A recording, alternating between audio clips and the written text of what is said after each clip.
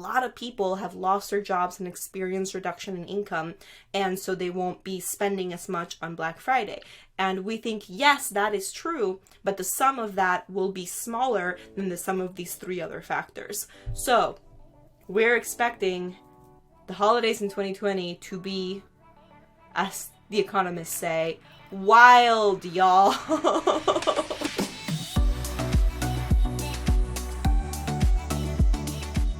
Hey, good WordPress people. Welcome back to the WPMRR WordPress podcast. I'm Joe. And I'm Christy. And you're listening to the WordPress Business Podcast. Christy, I am very excited to ask you what's going on this week because I asked you what you were going to say about what's going on with you this week, and you got super excited about something, but I actually didn't hear what it was. So I'm like actually super pumped to hear about what you wanted to talk about. I did the big gasp, yeah. And well, I'm like really amped this week. I really am because I had in the last week two really cool things that I've been wanting to do for a really long time.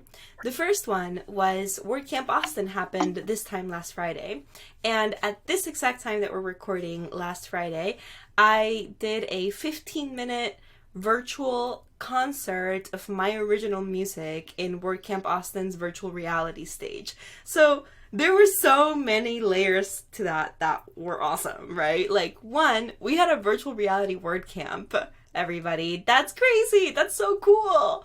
And then on top of that, I performed some of my original music, which I haven't really done around WordPress people. I haven't honestly really done just in general for close to a decade because that, I don't know, that's not something I've been doing and going after is performing my own original music. It's something that was a big part of my life when I was a teenager. Constantly performing, writing, things like that. I do think it helps me a lot in my work today, right? Like you sort of learn to not have stage fright and learn to just sort of like be out there, right? But I don't really seek out performance opportunities, so it was kind of cool to have one that was WordPress related.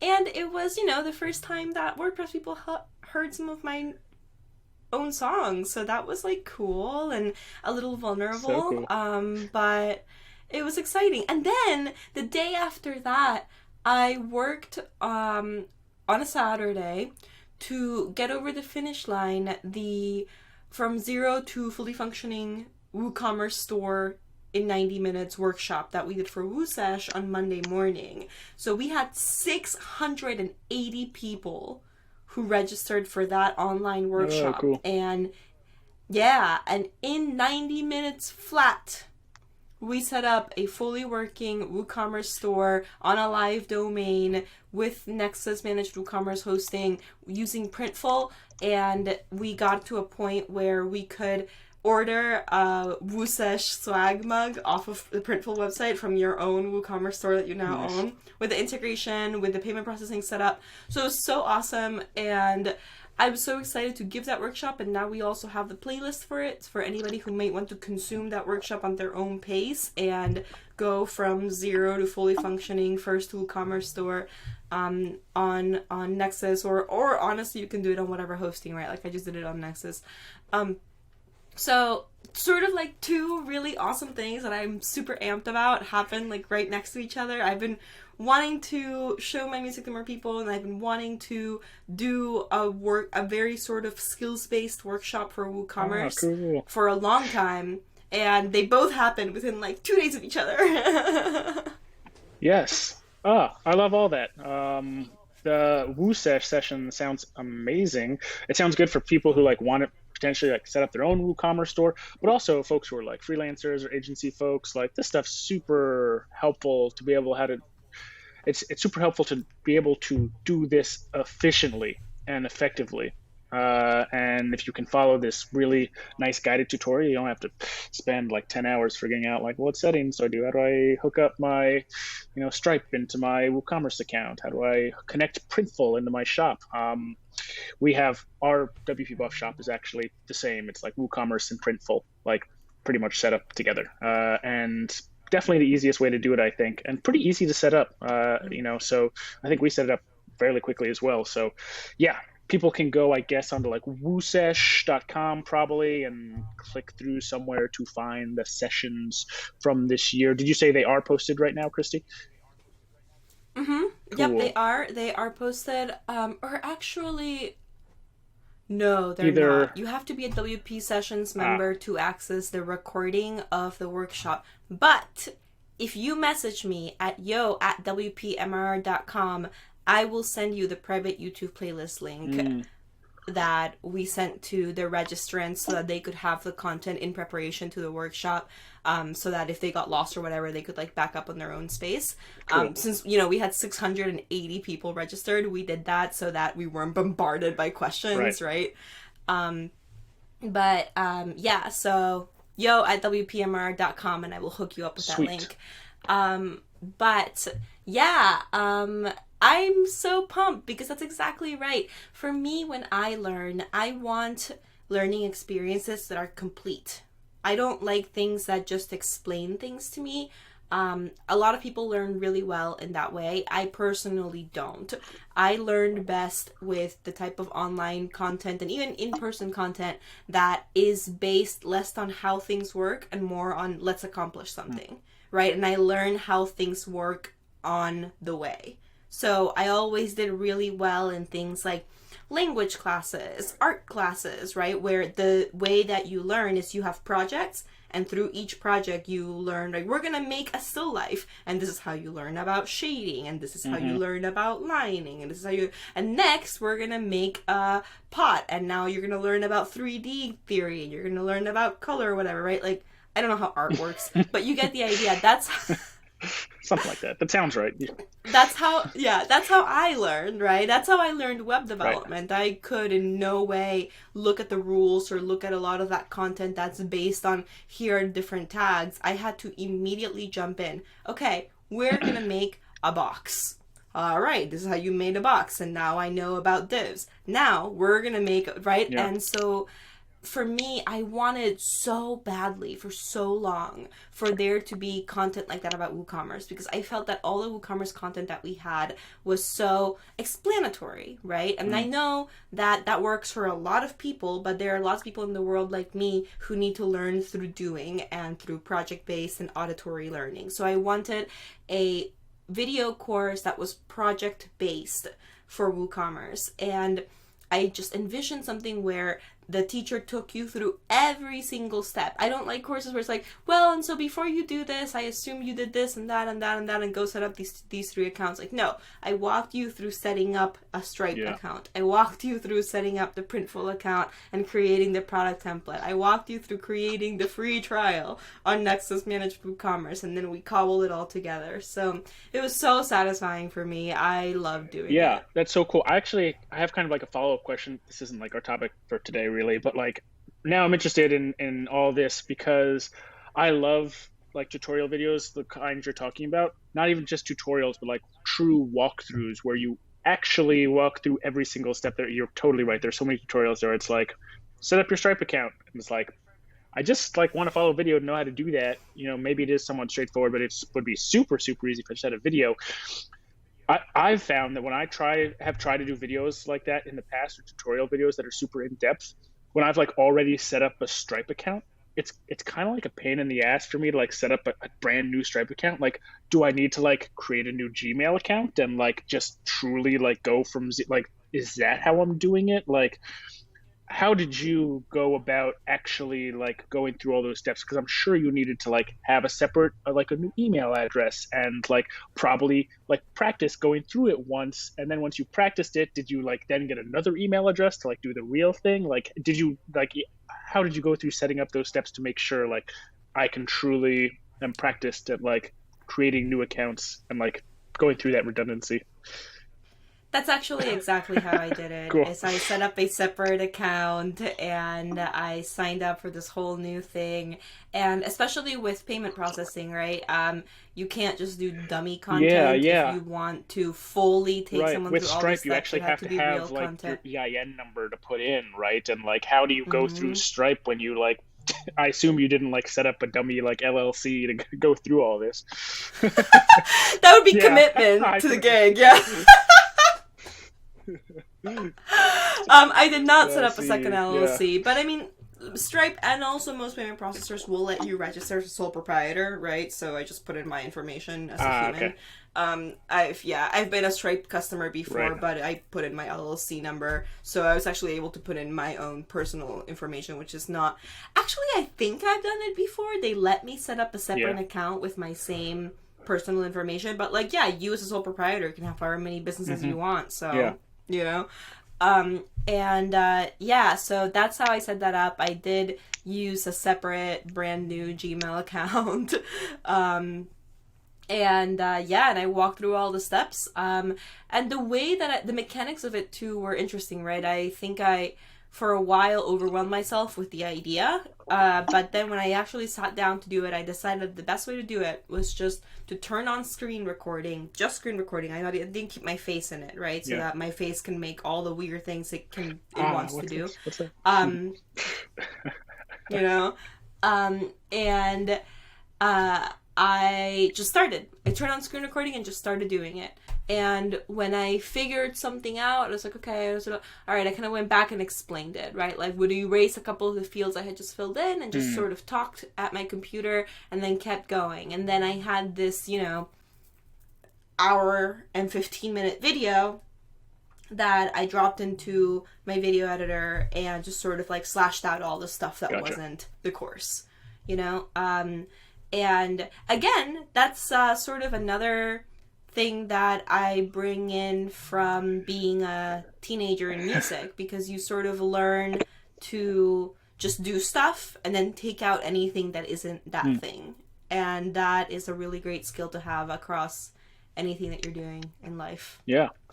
Totally. Cool. That's super interesting. I think the lesson I learned from, if you want to do a super in-depth tutorial and truly a solid walkthrough, it's going to be a little bit of a pain in the butt, and it's not going to be super easy, and you're going to just have to put the time in to do some of that those smaller detail stuff, like create a new email address, like walk through signing up, like create another new email address to sign up, have some sole proprietorship. Like, there's going to be some stepping stones, but like, that's kind of the cost of creating an awesome tutorial, going through and doing all the post editing, just kind of the cost of doing something great. So super cool.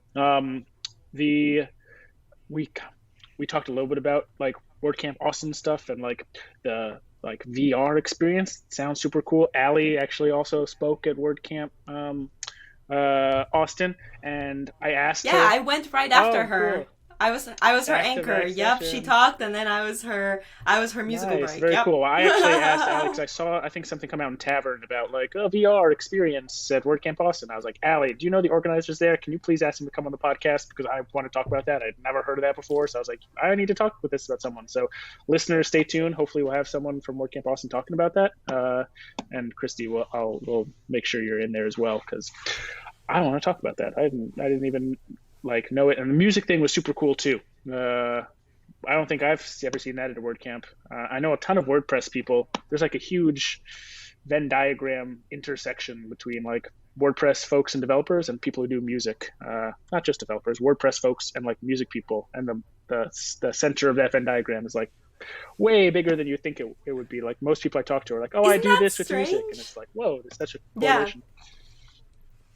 I've noticed that too. That's actually one of the first things I noticed about WordPress. It was like every other person I spoke to was in somehow also involved with music Yeah. in some way. And I'm not talking like, oh, I fiddle around the guitar sometimes. It's like every other person you talk to is like, oh yeah, before I got into WordPress development, I was a sound engineer Right. in a recording studio, right? Like, it's like, hold Hardcore on, what? music You know? stuff, yeah. Yeah. Yeah, cool. Excellent update. Long update, but super glad we went into that. We could have a whole nother episode about that. Let's see. Update from my end. Nothing too much is new. I was going to talk about a little recent hiring we did. So we now have a people ops manager at WP Buffs, which has been awesome. She's worked out excellent. She's hit the ground running. Shay Wajid is her name. She does some work with Women Who Code. So she manages like a pretty big international team over there. And so she's stepping in at WP Buffs to help us with some of our international people ops, international HR, US based HR, kind of all this stuff just to shore it up and make sure everything's running solid there. Help us totally revamp our hiring process and our onboarding process and stuff that was just good, but now it needs to be great. And so that's been excellent. So Shay has started in the last few weeks, and that's been great. We also have a new salesperson who started.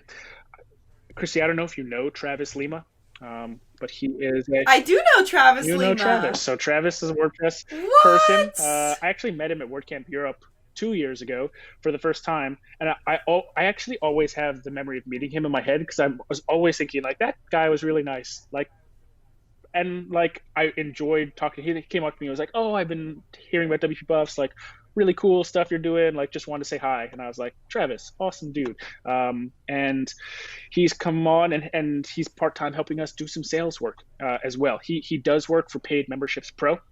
So shout out to Kim and Jason over at Paid Memberships Pro. This episode is sponsored by Paid Memberships Pro. But actually, one of my favorite membership plugins. But he does work there, but he's helping out and just putting a few hours here and there into helping us out with some sales time to help cover our like European sales time or like time zone for sales because we wanted to push Dean, who was still doing sales. He's really customer success. We were trying to shift him fully into customer success, and Travis is going to come on and take his time. But Travis is, wow. I thought Travis, I was expecting him to be good, but he is super detail oriented. He's like really asking a lot of questions, which I'm always super happy when someone I feel like is super engaged, like immediately. It always gives me good vibes. So yeah, I think he closed his first sale or two in the last couple of days. So that's always good, okay, he can do it. And yeah, that's been awesome. So yeah, slowly kind of growing the team a little bit. And it's been good. So rest of this year and coming into 2021, we should be ready for increased sales, hopefully, since, I've talked before on the podcast about Alec coming in as head of growth. And we had last couple months, we've seen leads tick up, calls tick up, that kind of stuff. So hopefully it continues. I am so thrilled for you. I think that hiring a people ops person as an entrepreneur is like such a stepping stone. Yeah. Or not a stepping stone. It's a milestone, right? It's like, yes, we're here. Like we are at a size where we need HR. Yes, totally. And it feels weird because it's like HR sounds so formal and so like corporate, but like it's so important to like I think about it as having someone who like as our leadership team, I think we're really good at like managing our team and managing people and honestly at the end of the day like caring about them, like caring about how they're doing in their personal lives, caring about how they're doing in their professional lives, about their professional development. Like we're good at that, but there's like unlimited bandwidth that you could put into that, right? Like human beings are complicated, just that, regardless of personal versus professional. Like human beings are complicated. Mm-hmm. I think about like optimizing a pipeline or whatever, like that's easy compared to optimizing a person. Like that's really hard. And so we're at that point now where we have like 25 to 30 people on the team now. Like we need someone who's like people, that's all. Focusing on the people, because we do that as a leadership team, but we need someone who really is truly like that's their job, as opposed to like our job as leadership, which is like a lot of different things. Like we're managing a lot of different parts of the business, and now we have someone who truly is like helping people to like shine, right? Helping people to be their best selves, to live their best lives, professionally, personally, all that stuff. And yeah, I totally agree with you in terms of like it does feel like a big step. It feels like a serious step. It's like, oh wow, like we have like an HR department now, and like it's nice to not have to like worry about like having someone who manages all that as well. Because like I'm a positive person. I dabble in some HR stuff, but like I don't know anything about like HR.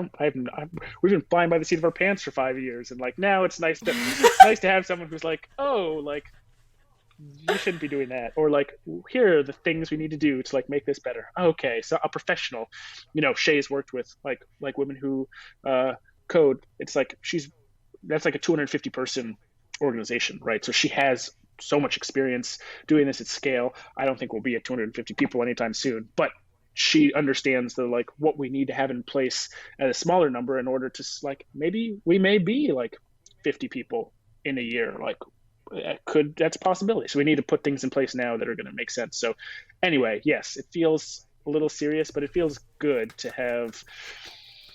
It feels good to plug someone into that because it's turned into a serious part of the business. It always has been, but now it's like a serious and formal part of the business. It's like, we got to do this. Like, we got to have a big focus here. And Shay is that person. So, woo. That is so awesome. I'm so excited for you. That is so cool. And Travis Lima is amazing too. I do know him. I know him and his brother Andrew. Shout out to the Lima brothers and to Paid Memberships Pro and to just them. Yes. They're just awesome people. Andrew worked at Caldera Farms for a short while. Okay, cool. And so that's how I know this Lima is brothers. A small world, a WordPress world. Big it's such a world, small world. So funny. Yeah, and they are awesome, and they are super committed to the project and their work. So I'm a big fan. I'm a big fan. All around. All right, that was 20 minutes of what's going on in our lives. A long intro, but a good one. Worth it. This is what happens when you have two super interesting people talking on a podcast. You just have to dive into every single piece of it because it's all incredible to talk about. But we'll get back to our topic for the day that people saw on their podcast players. Like, oh, I'm glad they're going to talk about this today. And 23 minutes later, okay, they're finally getting around to it. We wanted to talk today about, I guess this is like kind of a timely episode in two senses. One, that it's October. We're in the fourth quarter, excuse me, and we're creeping into holiday season, Black Friday, Cyber Monday, just normal holidays, Christmas, Hanukkah, all that stuff, end of year, Thanksgiving, Halloween. It's all kind of like, it's like a big time for e-commerce, for WooCommerce. So in one sense, it's timely there, but also just because of COVID and things happening right now in the world, there's this kind of, both those two things are coming to a head at one time. Also, especially, with cases starting to potentially lead into like a second wave, it could get more serious again in the future. So it's a complicated time, to say the least, I think. Everyone listening is like, yes, Joe, you don't need to state the obvious. But I am going to state the obvious, and it's true. So we wanted to talk a little bit, I think, today about like what immediately is coming up, right, Christy? So like Black Friday is coming up, WooCommerce and Black Friday coming together. We want to talk to folks who maybe own some WooCommerce shops, about things that they can do as WooCommerce store owners. We want to talk in general about like what we're expecting to happen like around Black Friday, and also I guess in this fourth quarter, and then also talk a little bit about like agencies and hosting, and what folks can do from that perspective to make sure they have a successful Black Friday, or their clients have a successful Black Friday. So for WordPress professionals, obviously it's very important. You can help them have a successful Black Friday. They will pay you more to help them do that. And Christy, I think you'll be an excellent resource for this, because most of this stuff, I'm just going to, like, I know some things, but like from a WooCommerce background, you have I'm sure a lot to say about it. So did I miss anything from the agenda? Anything else that you wanted to touch on? No, I think that's a good overview. We're overall doing state of the holidays in 2020. I think it's an interesting and important conversation to have right now. It's going to be different. I can tell you that from the hosting perspective, where at the bare minimum, our entire job is to make sure your site stays online. This is a huge conversation, right? We are freaking out. And that's because we're anticipating the Black Friday holiday, which every single year, trend withstanding, it's bigger and bigger and bigger, right? And then on top of that, you have COVID-19.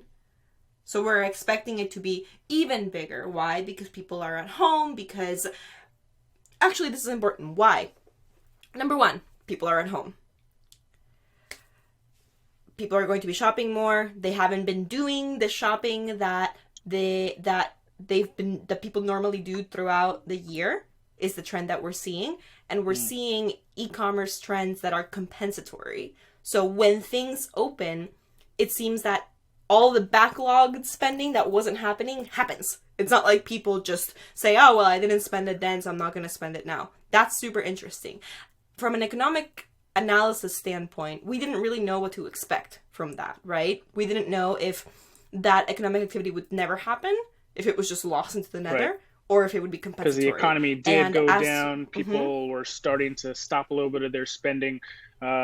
So we're waiting to see, I guess, what's going to happen at the end of the year. If, all that shopping spend is still going to happen this year, it's just all happening at the end, or if that just kind of went away forever. It sounds like you're saying, like, it sounds like it's going to push at least somewhat into the holiday season. Yep, we're preparing for compensatory spending. Number 2, we are also expecting that oh my god, I just lost my train of thought. Bradley, I'm doing your job. Bradley, you're gonna edit this out. So starting from compulsory, I think that's the verbiage you use, compensatory. See, I don't even know the verbiage. Compensatory spending, so it's all pushing back to the or into the spending for the fourth quarter. The whole year spending, more of that's going to be pushed into the fourth quarter. Anything else from just in terms of what you're expecting? I mean, that's the big thing to expect. That's what people want to know. It's like, is Black Friday and holiday spending happening at a large scale digitally? And I guess the answer is yes. There's another big point there for why. There's 2 things. One is the expectation of compensatory spending. And then the second reason that everybody's anticipating a bigger than usual Black Friday due to COVID-19 also has to do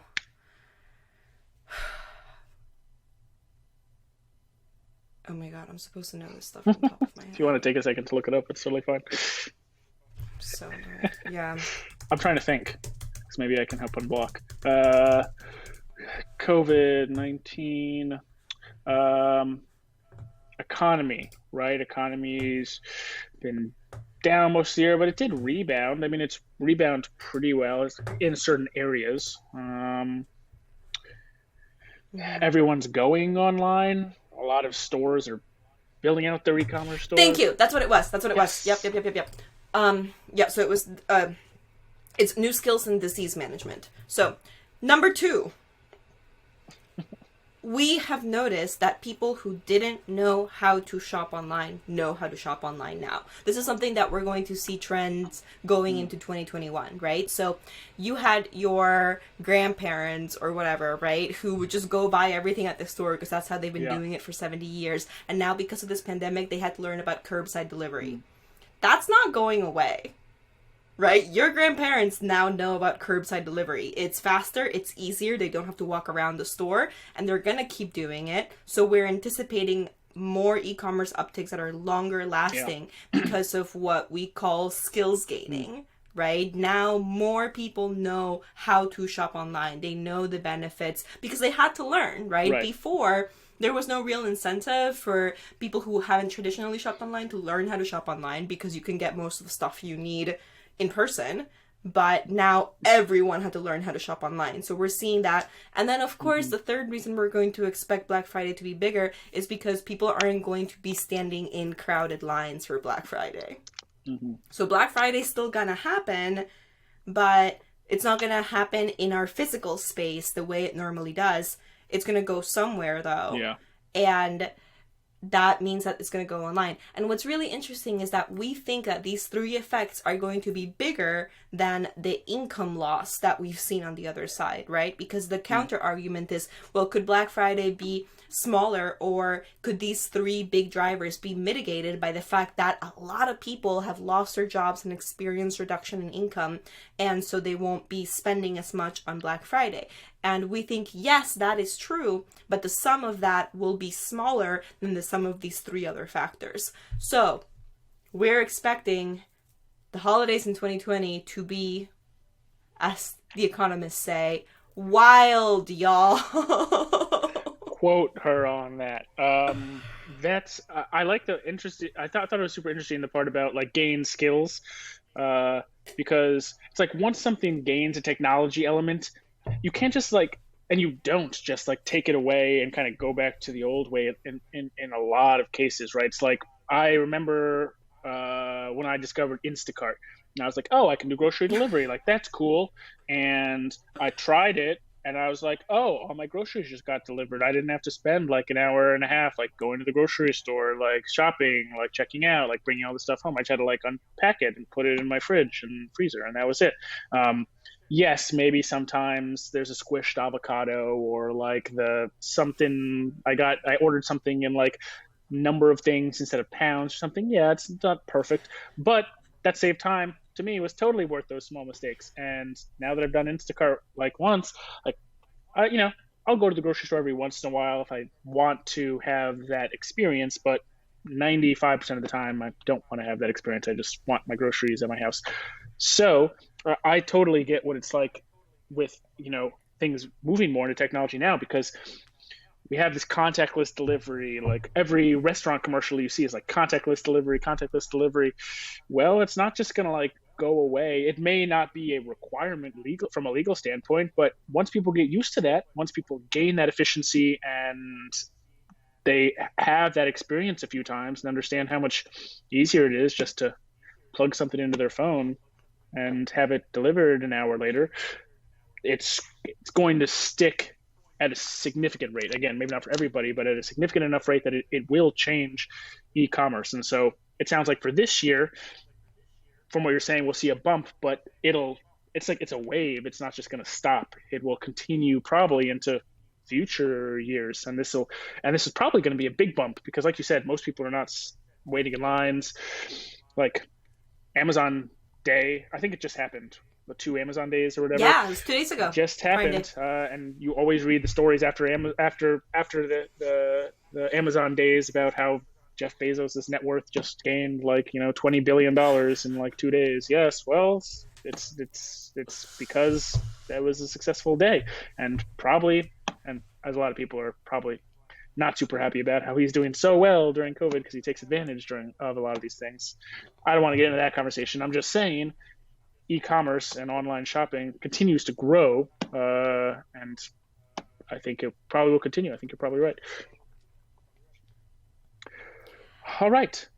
I think that could be a whole other podcast episode. Totally, the Amazonification of the economy. Yeah, for sure. But that is why we're expecting a crazier holiday season than normal this 2020. Yeah. And so what does that mean for WordPress professionals, Joe? Yes, WordPress professionals / WooCommerce store owners, people who are checking out WooSesh and watched your 90-minute video on setting up a WooCommerce store. How are you going to prep for holidays? And we're using Black Friday, I guess, here as an example, but I think it probably applies to like everything around the holidays. A few of the kind of tactics we'll talk about here for store owners, but also for agencies and freelancers, people who are helping folks to not only set up but to run and manage and market their e-commerce stores. How can you help them to navigate the holidays and continue to grow their stores?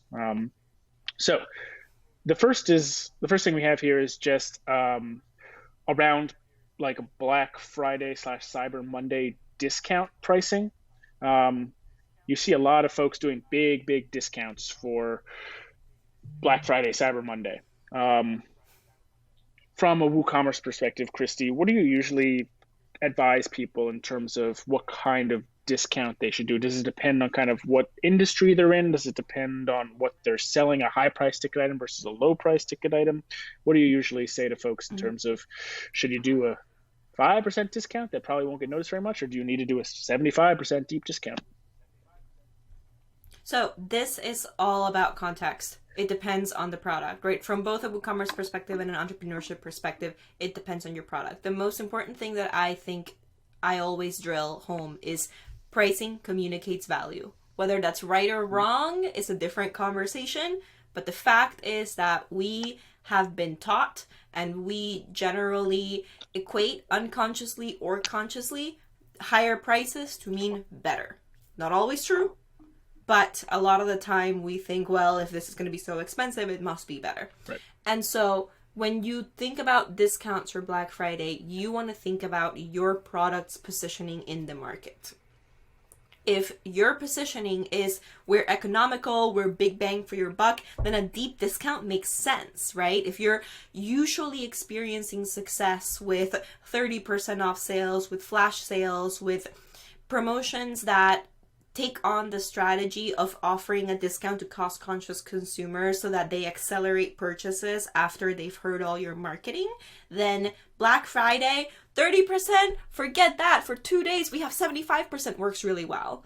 But if you're selling a premium product, or if you're selling a product that doesn't usually go on sale, if you're selling something where you're trying to position yourself as, we know we're not cheap, and that's not the point, you come here because you are focused on quality and you don't care what it costs, then deep discounts are kind of silly. You probably won't see a lot of success with them because the rest of the marketing that you've done throughout the year hasn't been boosting that same message. Right. If anything, you could potentially hurt yourself because people might say, well, why is it so cheap right now? Yeah.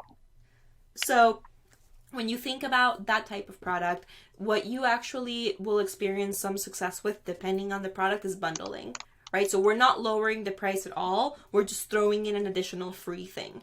That tends to work really well for premium products, premium brands, especially physical good brands, right? If you're actually selling things, a really great Black Friday sale to run for a premium physical goods brand is, and then if you buy during Black Friday, you will also get this additional free thing. That's a really great way to get someone who is excited about your brand differentiator to also say, oh, I'm going to buy this right now because I'm going to get the thing I want that I would be willing to pay whatever amount of dollars for, but then I'm also going to get extra stuff. That's exciting, right? And so we could go into sort of deeper discounting strategies, but I think for the vast majority of our listeners, those are going to be the two that you really zone in on. Yeah. I think probably a lot of people, like going back to like Amazon Day, they'll see on Amazon Day, oh, like they're selling Amazon dots or whatever, and they're like $15, like a super, super deep discount. And then they'll think like, oh, I need to do a super deep discount. But like, if we take a step back and we realize like, oh, like Amazon's actually just discounting it so much just to get the dot in more people's homes so they can listen to more people when they're not asking for it, so they can market to more people, because Amazon Web Services makes so much money that they don't have to like make a profit on the dot selling on Amazon Day. Like there's a whole other conversation for a company like that. So don't look at what other huge companies are doing, because it doesn't really apply to like a smaller company. Even a bigger company in the WordPress space is nothing, comparatively to like an Amazon. So I'd say like the two things I think about are like a SaaS product versus a productized service as well. You mentioned kind of like packages and putting things together. If you're a SaaS product, you may be able to afford a bigger discount because your profit margins may be a little bit better and your product's a little more scalable. You're actually selling a product. You're just like, people buy the thing, here's the code. Okay. Like that scales better than a service. We did a deep discount like 4 years ago, like 40% off care plans. And it worked horribly because we just attracted a bunch of terrible customers. And so that's my story. I don't even have to describe it anymore. Like I would stay away from deep discounts for services companies, which includes productized services company, because at the end of the day, you're doing a service for a cost. The other thing I do think about is if you do a big discount, 75% off for a week, and you shoot it out to your email list, everybody on your email list is going to know you do a deep discount around this time, and they may not buy from you the rest of the year because they may like wait for that one day of the year or 1 week of the year to buy stuff from you. Sometimes that could be a positive strategy. I've heard a lot of people, like I've talked to people who run courses and stuff online, and they say they do a huge discount around Black Friday, and they make like 75% of their yearly revenue from like Black Friday sales. And I'm like, that's cool.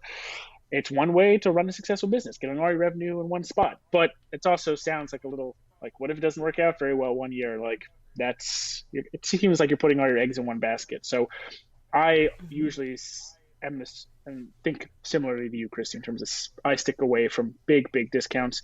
Also, we position ourselves as a premium brand. Like we provide premium care plans for people. We're not like the cheapest by design. If people are looking for cheap options, there are a lot of other care plan companies out there, subscription management companies that you can find for cheaper than us.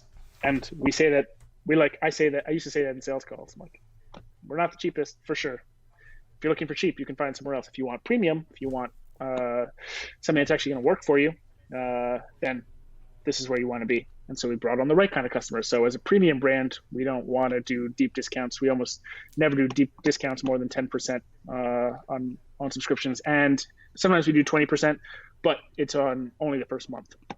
So it's just to intro people. And we only test that very occasionally. So yeah, anyway, I agree with pretty much everything you said. Yeah, I can't take off my professor hat in this conversation because I think that it's so important to look and analyze what makes a successful Black Friday sale with this lens, right? What you're saying lines up exactly. WP Buffs is not a low-cost brand, right? You're doing a premium service for a premium price. So of course deep discounts would be a terrible idea for you. Yes. Most of the people that are listening to this podcast are not competing in the realm that stores like Amazon, or I even want to say the Walmarts, the Best Buys, right? The stores that we maybe associate with deep Black Friday discounts. You're not playing their game. They're playing a low-cost supply chain management game that's massive warehousing based. You're not doing that. You're playing a niche differentiation game. And so it's totally different.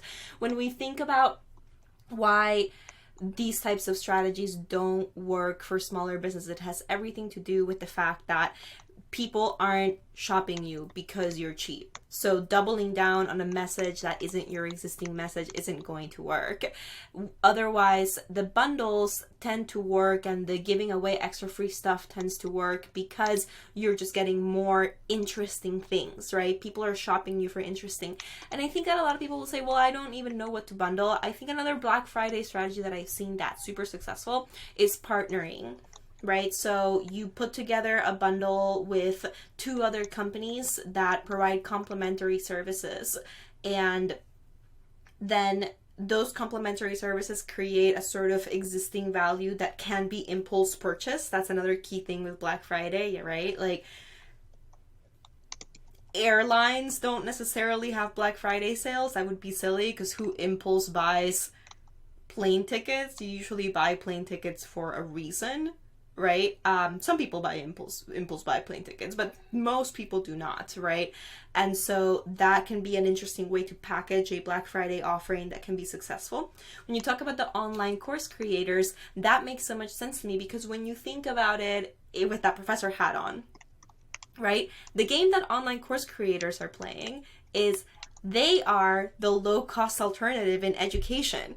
If you don't buy an online course, you're buying traditional education, quote unquote, which is really expensive, right? Online education is coming in and filling in this gap for people who don't want to sign up for a class at the local community college because it's thousands of dollars, for people who don't want to hire a tutor because it's thousands of dollars. So instead, we're the next best alternative in terms of competitive theory to an online course is a much more expensive in-person or university course. So of course deep discounts work for online course creators. They're playing a low-cost game, right? The people who are already paying attention are paying attention because they want to save money. So if they sent out a message that says you can save even more money, the people who are already up in that sales funnel of awareness are going to accelerate their purchase. They're waiting for the right moment to go from I know about this, I trust this brand, I care about this brand, into I'm a customer of this brand. Yeah. Yep. Totally. I can't add on to that because you said it perfectly. So thumbs up, Chrissy. I agree. Good luck, store owners. Exactly. Next thing we have here on our list quickly is just emailing your email list about it, throwing it out on social media.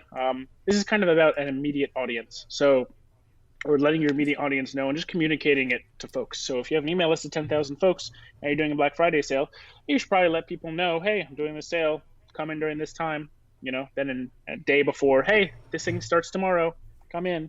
And then, maybe once the day before it ends or two days, 48 hours before it ends, hey, just so you know, this ends. So if you want to still grab it, you can grab it the rest of the year for the normal price. But if you want your 20% off, you come and grab it, in the next 48 hours, and maybe 1 hour before. Hey, we're ending in 1 hour. Whatever people want to do. But yeah, the important thing about this, I think, is the communicating to your existing audience is not too difficult, right? You email people, you throw it out on social media. It's pretty basic stuff. The tricky part is like having that audience. And so this is part of Black Friday sales, I guess, that's like, well, this is something you should be doing all year. You should probably be collecting email addresses all year. You should be writing content all year. You should be having good touch points with your audience. Like the first email someone on your email list gets from you in 6 months should not be a Black Friday email. You should have been emailing them some of the content you've been. Christy's like, oh no, please don't do that. Yeah, you should have been emailing some of the content you've been writing, maybe some of your podcast episodes, YouTube channel stuff you've been doing. Maybe you just write a monthly newsletter. Maybe it's simple. Hey, here's what I'm doing this month. This is Joe. I'm the founder of this company. We tried this, didn't work. Try that, it worked. So yeah, we're keeping on this month. Basic stuff, doesn't have to be super advanced, but you want to have multiple touch points with people before you're like emailing them about Black Friday sale, before you try to sell them something, right? You have to build that trust. You want to give away a lot of free, good stuff, content, whatever, so that when it comes time to ask them, they don't just feel like the first thing you talked to them about was like buying your thing, which almost never works. So yeah, building out your list. Once this episode comes out, it's a little late to start doing that, but you should start now for next year's Black Friday. So it's never too early to start building a list and stuff. So that's a pretty basic one. Anything to add, Christy? No, I totally agree with that. You saw my cringe face. Yeah, don't be that company that I haven't heard from all year, and then emails me about Black Friday. Yeah. Oh no, it's so bad. The worst is when I'm like, who is this? Yeah. It happens. Like, why am I on this list? Have I ever purchased something? Yeah. Exactly. And it's either from like, maybe I registered for a webinar that like shared my email address across a few different people, companies I didn't know about, or it's honestly someone who like bought a list and it's like emailing, and it's like, dude, like, why do you think you could buy a list and you can email people, it's going to work? I guess like for people who are like starting off in marketing and they don't really understand how email stuff works, maybe they'd buy a list or something. Okay. Yeah. Just PSA, like, don't buy an email list and try to email people to sell them stuff. It doesn't work. Cool. If you take nothing else away from this episode. That's it. That's what I'm titling this episode. Yeah. Don't buy email lists. Timing is an interesting one as well. You wrote that down here as a note. And I'd be interested to hear kind of what you have to say about timing around when you do a Black Friday sale. Because obviously you could do it like on Black Friday, right? Or on Cyber Monday. But maybe you're doing it the whole weekend, Black Friday through Cyber Monday. Ooh, maybe you started a week earlier, started 2 days earlier than that, so that around Thanksgiving people are starting to buy, and like it lasts 2 days because you want to give last minute chance for people to buy. What do you usually say around timing around Black Friday and that kind of communication? Not too early, not too late. If you do it too early, you are potentially creating a situation in which people stop buying from you to buy from you over here. Again, discounts, sales, coupons, bundles, blah, blah, blah, right? All of these things, what they do in terms of purchasing theory is they accelerate purchases. No one who was never going to buy from you buys from you because you're created a discount. You're not creating things, you're accelerating purchases. Sometimes what we want is to accelerate purchases. We want this to come in now. We want to create and add value later. And so think about it as a tool that does that. That means that you have to already have these people's attention, and then you're just going to get them to buy then, which means that if you do it too early, and they're going to hold off and you're going to kind of dry up before you burst out. So don't do that. With that said, you don't want to announce it the day of, like, Black Friday deal, bam, right? Because humans are humans. Humans like to plan. Humans want to know what they're going to buy. They want to set reminders on their phone.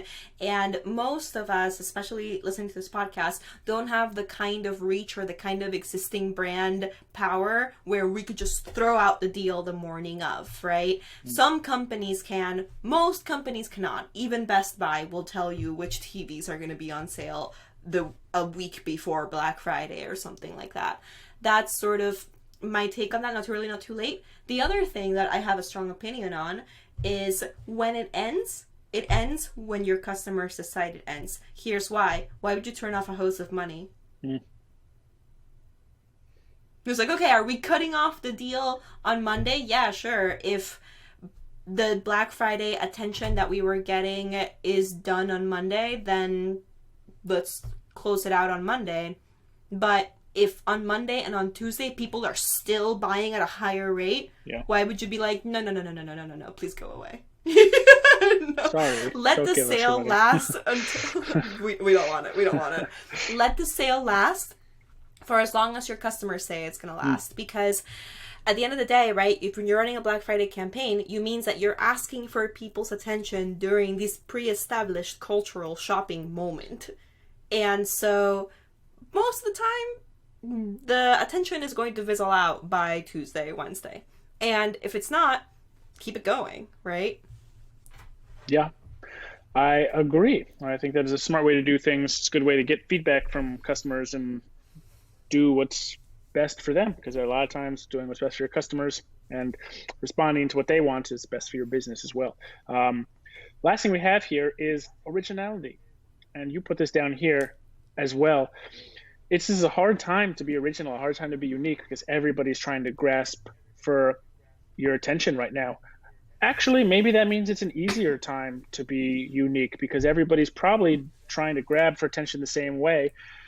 How can you be unique and original in your in the ways in which you're trying to get people's attention as well? Is this like a gamification sort of thing where you're doing something fun and crazy, or is this just like you really are like heightening the like quality of your communication, the professionalism, like standing out from the crowd? What do you usually advise people in terms of like, how do I, versus the 10 other people that do what I do online, how do I make my Black Friday sale the one that people are like, that one was the one I liked and I enjoyed and I wanted to buy from? If I had a strategic management textbook framework for originality, the way I have one for purchasing theory and how price communicates quality and the sales funnel, I would be a millionaire by now. Multi-millionaire probably. I would be a multi-millionaire by now. Yes. You'd have a yacht. Yes. You'd be rolling because around that's in the your hardest yacht, part. hanging out, you know. In Lake Austin with my yacht, my 300 best friends. Yes, I would be a rap music video. But originality is the hardest part, and yet it's the most important part, right? Mm-hmm. All this stuff are boxes you need to check off and make sure you're getting right for your business and your message. But at the end of the day, the ultimate question is, how do you stand out? And I don't know that I have a framework for standing out, but I do have thoughts, which is, what kinds of things have caught your attention lately? Mm. Especially sitting at home, looking at the same computer screen stuff every single day. What are the things that have stood out in your mind? What were the things that made you crack a smile or laugh or stayed in your head for a couple of days? That's how you look at originality. You borrow from other artists, right? And it's the key to success. At the end of the day, you want to make sure that you get all the foundational stuff right. And then you want to make sure that you do something that sticks out in people's heads. When they're looking down the lists of aggregation of WordPress deals, which always come out a few weeks before Black Friday, how does your deal stand out? Sometimes that's because it is so outrageous. Sometimes it's because it's so unusual because you're a company that never does deals. Yeah. Sometimes it's because you've put together such a unique bundle, such a unique position, and really thinking about how to stand out in a way that brings in your humanity, that makes you think about how what things stand out to you, I think is how you succeed with originality. Yeah. I actually think that's super excellent advice, because I think during this COVID time, like there's a lot of folks who are like hanging around like at home, right, and like watching more TV. Sorry, can you hear Mo? He's a little bit loud right now. He's having a grump day. He's a little sick today and a little snotty.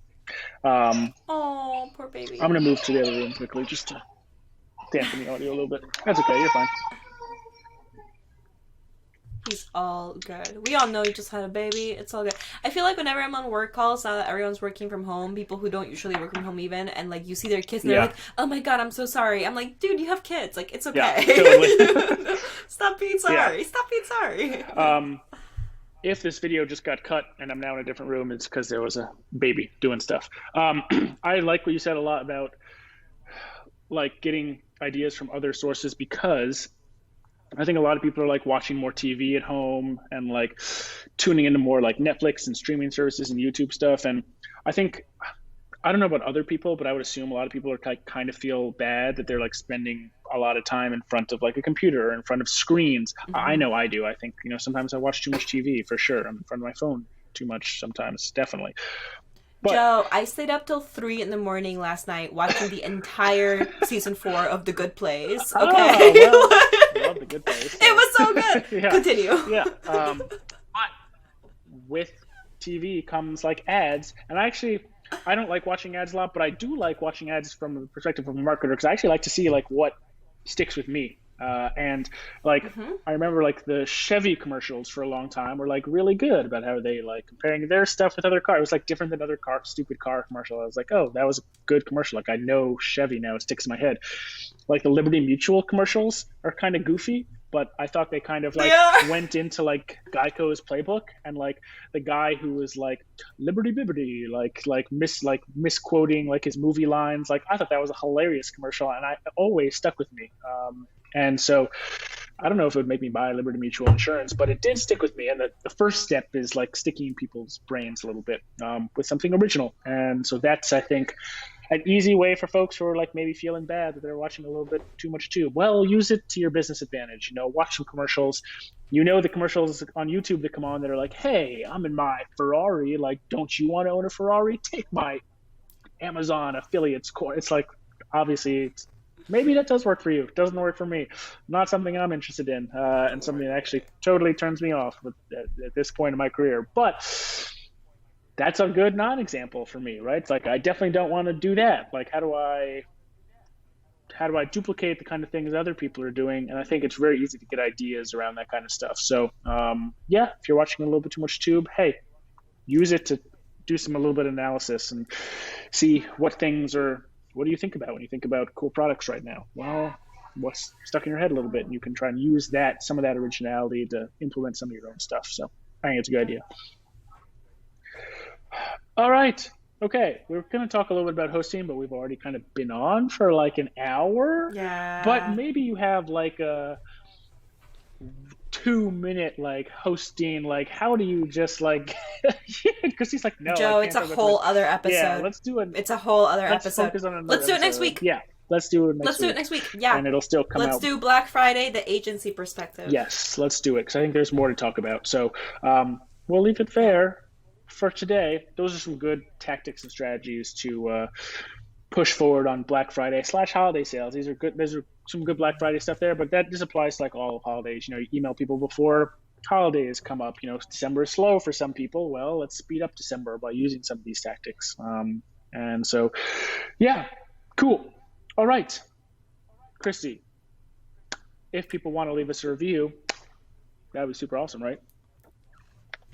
They should leave us a review. If you go to wpmrr.com/iTunes, you know how to spell iTunes. WPMRR is spelled WPMRR. Then you can leave us a review. And you can tell us that you like this episode and that you want to hear more about Black Friday. If you are a new listener, you can go listen to the whole backlog of episodes. Lots of episodes. I do sometimes think about how our first episodes probably weren't nearly as good as these episodes today, but that's okay. You can go back and judge us, and maybe you can write in the review, Most Improved Podcast. Yeah, 5 stars. Email us your questions. Email us your questions if you have them to yo@wpmr.com. We love doing question episodes, so please send us your questions if you have them. Tweet us. If you had them about. You can tweet us. Yeah, tweet us. I check Twitter more often than I check email, so if you tweet us, I'll see it, and if you email us, eventually I'll see it eventually. Yeah. And if you want that 90-minute WooCommerce workshop from zero to fully functioning WooCommerce workshop, you can also send us an email at yo@wpmr.com, or you can tweet us. I'll just give you the link. So that'll be great. And yeah, check out wpmr.com. Thank you for tuning in. Yes, all recent virtual summit sessions are now up on YouTube. So if you just go to wpmr.com, there are links all over the place to go check out the sessions. So feel free to go, watch, subscribe, all that stuff. Cool. We will be in your podcast players again next Tuesday. All right. See you, Christy.